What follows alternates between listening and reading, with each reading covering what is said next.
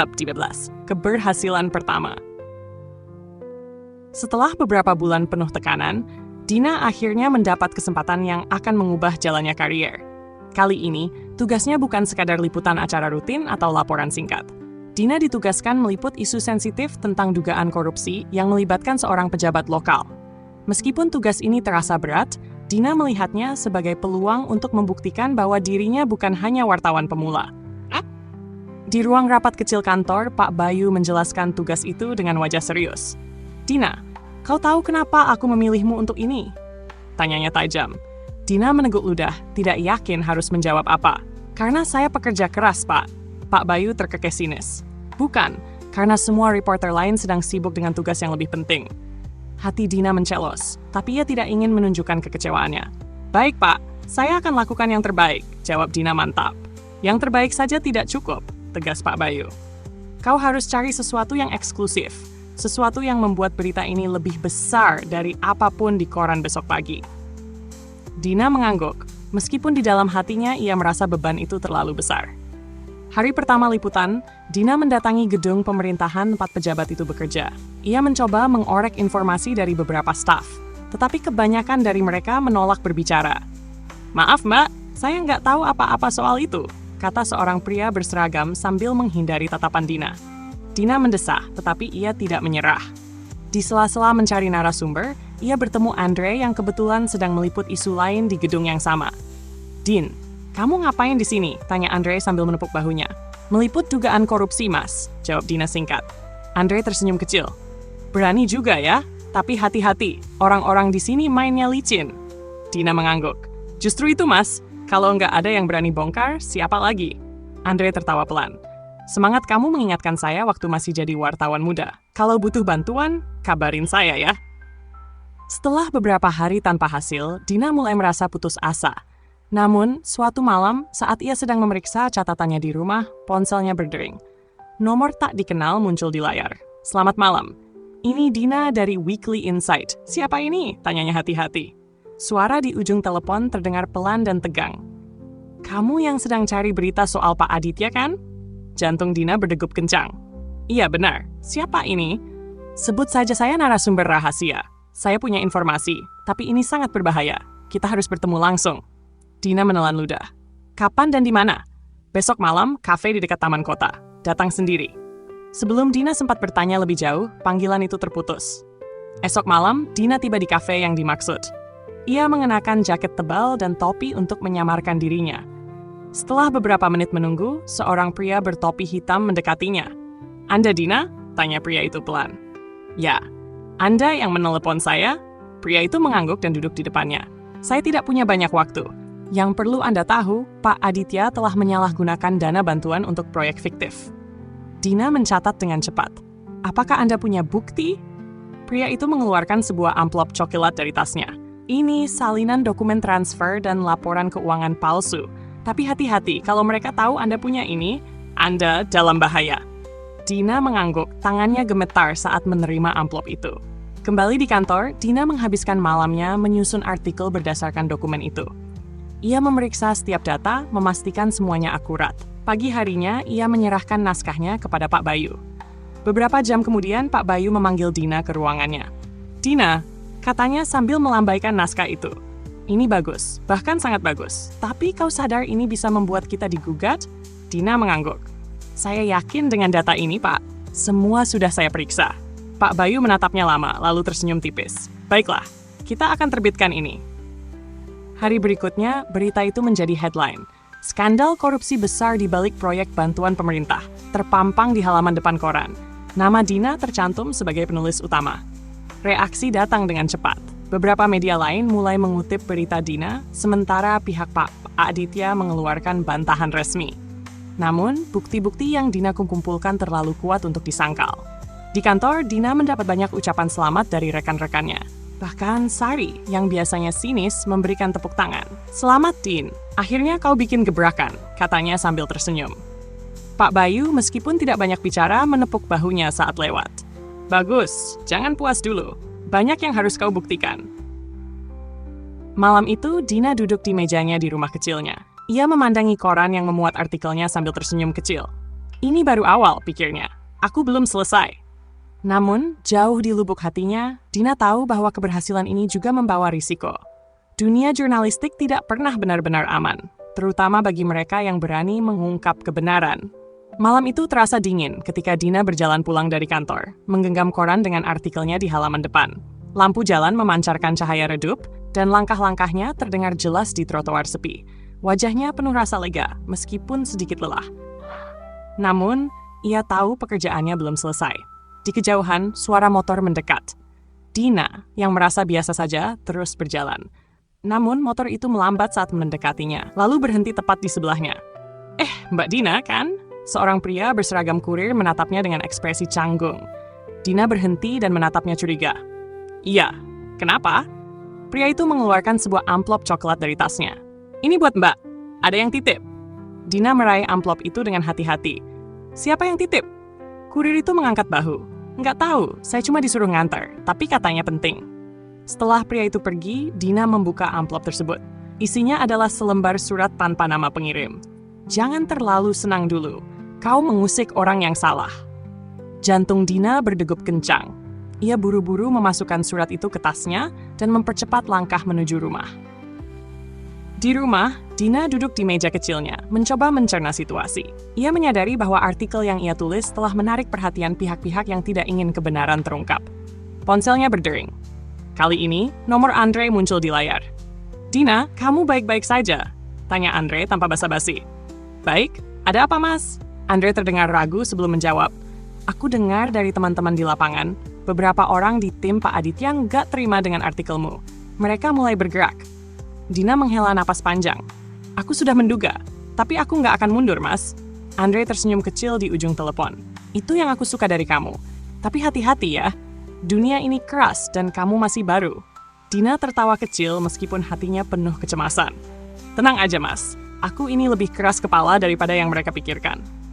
Hari-hari berikutnya, situasi semakin memanas. Tim hukum Pak Aditya melayangkan somasi kepada kantor Dina, menuduh laporan itu tidak berdasar. Di ruang rapat kantor, suasana tegang. Pak Bayu meletakkan dokumen somasi di meja, menatap Dina dengan ekspresi yang sulit diterka. Jadi Dina, apa rencanamu sekarang? Tanyanya. Dina berdiri tegak, meskipun tangannya sedikit gemetar. Saya akan terus menggali, Pak. Kalau mereka menyerang, itu artinya kita sudah dekat dengan kebenaran. Seisi ruangan terdiam. Sari, yang biasanya sinis, tiba-tiba angkat bicara. Aku setuju. Dina sudah melakukan pekerjaan yang hebat. Kita nggak boleh mundur. Pak Bayu menghela napas, lalu tersenyum kecil. Baiklah, kita akan hadapi ini bersama. Tapi ingat, Dina, jangan sampai ceroboh. Kalau mereka menangkapmu dalam kesalahan sekecil apapun, habis kita. Suatu malam, Dina mendapat telepon dari narasumber rahasia yang sama. Ada perkembangan baru, kata pria itu dengan suara tergesa. Dokumen yang saya beri hanya puncak gunung es. Ada lebih banyak lagi, tapi kau harus hati-hati. Apa maksud Anda? Tanya Dina, mencoba mencatat setiap kata. Pak Aditya punya koneksi kuat. Dia tidak akan ragu menggunakan cara kotor untuk melindungi dirinya. Aku tahu karena aku pernah menjadi bagian dari timnya. Dina tertegun. Kenapa Anda keluar? Pria itu terdiam sejenak sebelum menjawab, karena aku tidak tahan melihat kebohongan terus-menerus. Tapi Dina, aku hanya bisa membantu sejauh ini. Selanjutnya, kau harus mencari bukti sendiri. Terima kasih. Saya akan melanjutkannya, kata Dina mantap. Sebelum pria itu menutup telepon, ia berkata pelan, hati-hati Dina. Mereka lebih berbahaya daripada yang kau bayangkan. Di tengah semua ketegangan, Dina mulai merasa ada yang mengikutinya. Suatu malam, saat ia pulang, ia melihat bayangan seseorang yang terus berada di belakangnya. Dina berhenti, berbalik, tetapi jalanan sepi. Siapa di sana? Teriaknya, mencoba menahan rasa takut. Tidak ada jawaban. Setelah beberapa detik, ia melanjutkan langkah, tetapi kali ini lebih cepat. Ia sadar, tulisannya telah membuka kotak Pandora yang berisi lebih banyak rahasia daripada yang ia duga. Beberapa minggu kemudian, kasus itu mulai diselidiki oleh pihak berwenang, sebagian besar karena artikel Dina. Namun, tekanan semakin besar. Dina mulai menerima ancaman anonim yang semakin intens. Namun, di tengah semua itu, ada rasa bangga yang tak bisa ia sembunyikan. Ketika ia melihat namanya di media nasional sebagai reporter muda yang berani, Dina tahu bahwa semua perjuangan ini tidak sia-sia. Aku baru mulai, pikirnya sambil menatap layar laptopnya. Artikel berikutnya sedang dalam proses, dan Dina tahu, apapun yang terjadi, ia tidak akan berhenti. Artikel eksklusifnya tentang praktik korupsi besar-besaran oleh tim Pak Aditya telah menjadi perbincangan hangat. Ia sudah tahu ini akan menuai reaksi keras, tetapi tak menyangka dampaknya akan begitu besar. Tiba-tiba pintu rumahnya diketuk keras. Dina terlonjak. Jam menunjukkan pukul 11 malam. Siapa yang datang selarut ini? Dengan hati-hati, ia mengintip dari balik jendela. Dua pria asing berdiri di luar, wajah mereka tidak ramah. Dina merasa merinding. Siapa itu? Teriaknya, mencoba menyembunyikan rasa takut. Ini urusan penting. Kami perlu bicara dengan Anda, Dina. Jawab salah satu pria dengan nada memaksa. Dina mengambil ponselnya, berjaga-jaga jika harus menelepon seseorang. Kalau penting, datanglah ke kantor saya. Ini sudah malam. Salah satu pria itu tertawa kecil. Kami hanya mau bicara sebentar. Jangan bikin ini lebih sulit dari yang seharusnya. Dina mundur perlahan, berusaha menjaga ketenangan. Pergi, atau saya akan memanggil polisi. Pria-pria itu saling pandang, lalu akhirnya meninggalkan rumahnya. Namun, Dina tahu ini bukan akhir dari masalah. Keesokan harinya di kantor, Dina bertemu Andre di pantry. Ia memutuskan menceritakan kejadian tadi malam. Mereka mengetuk pintumu? Malam-malam? Tanya Andre dengan nada serius. Dina mengangguk. Aku yakin ini ada hubungannya dengan artikelku. Mereka mulai merasa terancam. Andre menepuk bahunya. Kau harus hati-hati. Dunia jurnalistik itu nggak cuma soal menulis kebenaran. Kadang, kebenaran itu punya harga yang mahal. Aku sudah tahu risikonya, Mas, jawab Dina sambil tersenyum tipis. Tapi aku nggak mau mundur. Ini jalanku. Andre tersenyum kecil. Kalau kau butuh sesuatu, bilang padaku. Aku nggak akan membiarkanmu menghadapi ini sendirian. Hari berikutnya, Dina dipanggil ke ruangan Pak Bayu, editor senior. Suasana di ruangan itu terasa tegang. Dina, kau tahu apa yang kau lakukan dengan artikel itu? Tanya Pak Bayu sambil menyandarkan tubuhnya di kursi. Ya, Pak.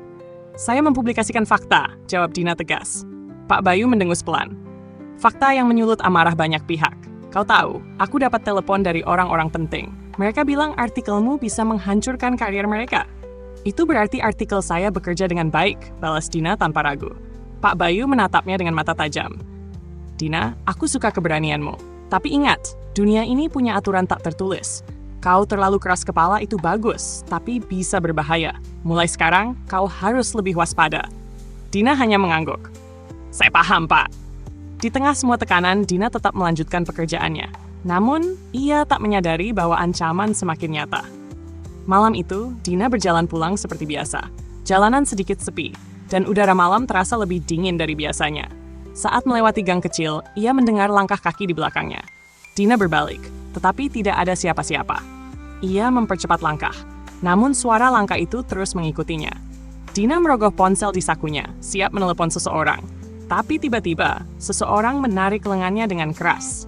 Berhenti mengusik orang yang salah. Pria itu berbisik dengan nada penuh ancaman. Dina berusaha melepaskan diri. Lepaskan aku, atau aku teriak. Pria itu tersenyum sinis. Teriaklah, lihat apa yang terjadi. Namun sebelum Dina sempat bereaksi, Andre muncul entah dari mana dan mendorong pria itu dengan keras. Pergi, jangan pernah dekat-dekat lagi. Teriak Andre. Pria itu mundur perlahan, lalu melarikan diri ke gang gelap. Dina yang masih gemetar jatuh ke pelukan Andre. Mas, dia siapa? Tanya Dina dengan suara gemetar. Andre menghela napas. Aku nggak tahu, tapi kau harus lebih hati-hati. Dunia ini lebih kotor dari yang kau pikir. Beberapa hari setelah kejadian itu, berita eksklusif Dina diangkat ke media nasional. Ia mendapat pujian dari banyak pihak, tetapi juga lebih banyak ancaman. Di sebuah pesta kecil di kantor untuk merayakan keberhasilannya, Dina mendapat telepon dari narasumber rahasia yang dulu membantunya. Selamat atas artikelnya, kata pria itu dengan suara tenang. Terima kasih. Apa ada hal lain yang harus saya tahu? Tanya Dina. Pria itu terdiam sesaat. Ada, tapi ini jauh lebih besar daripada yang kau tulis. Kau siap untuk menggali lebih dalam? Dina menarik napas panjang. Aku siap. Kalau begitu, siapkan dirimu. Kau akan menghadapi musuh yang lebih berbahaya dari sebelumnya. Dina menutup telepon itu dengan hati penuh tekad. Ia tahu perjalanan ini baru saja dimulai, dan ia tidak akan berhenti sampai kebenaran sepenuhnya terungkap. Malam setelah artikel Dina tentang korupsi Pak Aditya menjadi viral, ia pulang ke rumah dengan perasaan campur aduk. Di satu sisi, ia bangga akhirnya bisa menunjukkan jati dirinya sebagai jurnalis yang berani. Namun, di sisi lain, ancaman-ancaman yang ia terima mulai membayangi pikirannya. Ia baru saja membuka pintu rumah kecilnya ketika lampu di ruang tamunya tiba-tiba mati. Dina tertegun. Lampu-lampu jalan di sekitar rumahnya masih menyala. Suara langkah kaki terdengar di luar jendela. "Siapa di sana?" teriak Dina sambil meraih ponselnya. Tak ada jawaban. Dina memutuskan untuk mengabaikan rasa takut dan memeriksa jendela. Saat tirai disibakkan, sebuah batu meluncur masuk, menghancurkan kaca jendelanya. Dina terjatuh ke belakang, terkejut oleh keributan itu. "Pergi dari sini, atau kami akan membuatmu menyesal." Suara keras terdengar dari luar. Dina bangkit, mengabaikan pecahan kaca yang melukai tangannya. Ia meraih telepon dan menelepon Andre. "Mas, ada yang menyerang rumahku," bisiknya dengan napas memburu. Andre terdengar panik. "Kunci semua pintu dan jangan keluar, aku akan segera ke sana." 15 menit kemudian, Andre tiba bersama seorang petugas keamanan dari kantor. Pria itu memeriksa sekitar rumah, tetapi para penyerang sudah menghilang. "Kau harus melaporkan ini, Dina," kata Andre serius. Dina menggeleng. "Kalau aku melapor, mereka hanya akan lebih nekat. Aku nggak bisa menunjukkan kalau aku takut." Andre mendesah panjang. "Kau terlalu keras kepala. Tapi baiklah, aku akan pastikan kau tidak sendirian mulai sekarang." Keesokan harinya di kantor, suasana tampak lebih ramai dari biasanya. Dina baru saja duduk di mejanya ketika Pak Bayu, editor senior, memanggilnya dengan nada mendesak. "Dina, ke ruangan saya sekarang." Ia memasuki ruangan Pak Bayu dengan jantung berdebar. Di meja Pak Bayu, tumpukan surat kabar tergeletak. Wajah Pak Bayu tampak tegang. "Apa kau tahu siapa yang kau usik dengan artikelmu?" tanyanya tanpa basa-basi. Dina mengangguk. "Saya tahu, Pak, dan itu fakta." Pak Bayu menyandarkan tubuhnya di kursi, menatap Dina dengan tajam. "Fakta tidak selalu membuatmu aman. Pak Aditya punya koneksi kuat. Kau tahu berapa kali telepon saya berdering hari ini?" "Banyak." Dina mencoba tersenyum tipis, meski gugup. "Lebih dari banyak. Ada yang menawarkan uang untuk mencabut artikelmu. Ada yang mengancam akan menutup kantor ini kalau kita terus memberimu ruang." Dina mengepalkan tangan. "Jadi, apa yang akan kita lakukan?" "Kita?" Pak Bayu tertawa kecil. "Dina, ini pertarunganmu. Kalau kau ingin bertahan, kau harus lebih pintar. Jangan biarkan emosimu menghancurkan segalanya." Sementara itu, efek dari artikel Dina terus meluas. Sejumlah tokoh politik mulai terseret dan media-media lain membahasnya dengan gencar. Namun, di balik layar, ancaman kepada Dina semakin intens. Seseorang meninggalkan pesan di pintu rumahnya bertuliskan, "Diam atau mati." Malam itu, Dina tak bisa tidur. Ia duduk di meja makan, menatap pesan ancaman itu sambil memegang secangkir kopi yang sudah dingin. Andre datang tanpa diundang, membawa makanan ringan dan beberapa dokumen.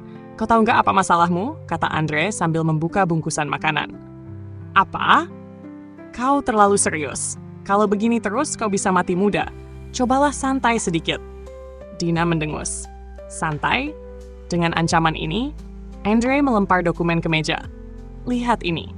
Aku dapat bocoran. Ada kemungkinan skandal Pak Aditya lebih besar dari yang kita pikir. Kalau kau mau menggali lebih dalam, kau bisa memukul mereka lebih keras." Dina membuka dokumen itu dan mulai membaca. Matanya melebar saat melihat angka-angka dan nama-nama yang tercantum di sana. "Ini bisa menghancurkan mereka," bisiknya. "Tepat, tapi kalau kau gagal, mereka akan menghancurkanmu duluan." Dina tersenyum samar, meski lelah. "Mas, kau tahu nggak kenapa aku nggak takut?" "Kenapa?" "Karena aku sudah melewati yang lebih buruk. Kalau aku menyerah sekarang, aku bukan Dina yang kau kenal." Andre tertawa kecil. "Baiklah, jurnalis tangguh. Kita mulai dari mana?" Dina menatap dokumen itu dengan penuh tekad. "Dari sini. Dan kali ini, aku akan memastikan mereka tidak bisa kabur lagi." Hari-hari berikutnya, Dina terus menggali informasi dengan penuh keberanian. Ia mulai mencium adanya konspirasi besar yang melibatkan lebih banyak tokoh daripada yang ia duga. Namun, lawan-lawannya tidak tinggal diam. Suatu malam, ia dikejar oleh 2 mobil tak dikenal saat dalam perjalanan pulang. Dina memacu motornya dengan kecepatan tinggi, mencoba menghindari mereka. Ia melintas ke gang-gang sempit, hampir kehilangan kendali di tikungan tajam. Namun, mobil-mobil itu terus memburunya. Dina terpaksa berhenti di sebuah gang buntu. 2 pria keluar dari mobil dengan langkah mengancam. "Dina, kau membuat banyak orang kesal," kata salah satu dari mereka. "Kalau kalian pikir aku takut, kalian salah besar," jawab Dina dengan suara dingin meski tangannya gemetar. Namun sebelum mereka bisa mendekat, sebuah motor lain meluncur masuk ke gang itu. Andre, dengan helm penuh goresan, berhenti di antara Dina dan pria-pria itu. "Kalau kalian mau menyerangnya, kalian harus melewati aku dulu," kata Andre dengan nada penuh tantangan. Pria-pria itu tampak ragu sesaat, lalu memutuskan mundur. Setelah mereka pergi, Dina mendekati Andre. "Kenapa kau selalu muncul saat aku butuh?" Andre mengangkat bahu. "Mungkin aku penjaga malaikatmu, atau mungkin aku cuma nggak mau kau mati terlalu cepat." Dina tertawa kecil meski tubuhnya masih gemetar. "Terima kasih, Mas." Seminggu kemudian, artikel kedua Dina terbit. Kali ini, ia membeberkan konspirasi besar yang melibatkan sejumlah nama penting.